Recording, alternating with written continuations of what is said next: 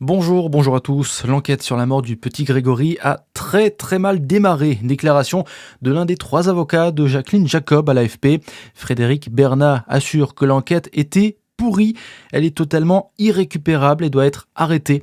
Mercredi, les avocats de la grand-tante du petit Grégory vont tenter de contester sa mise en examen devant la justice à Dijon. Un accident de la route mortel dans le Jura. Hier, un motard d'une 50aine d'années est mort près de Mont-sous-Vaudrey. Une moto et une voiture se sont percutées. D'après les premiers témoignages, l'homme au guidon de sa moto ne roulait pas au-dessus des limitations de vitesse. La conductrice de la voiture était en état de choc. Elle a été transportée à l'hôpital de Dole.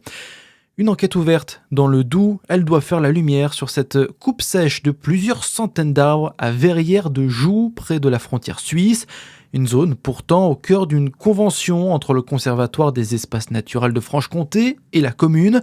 Les investigations sont confiées au pôle régional de l'environnement à Besançon.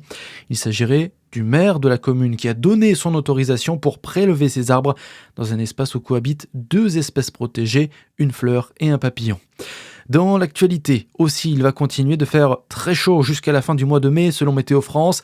Et le pic de l'épisode est attendu d'ici à mercredi selon l'organisme en raison d'un dôme de chaleur qui recouvre le pays. Hier déjà des records de température ont été battus notamment en Bretagne, Pays de la Loire et en Normandie.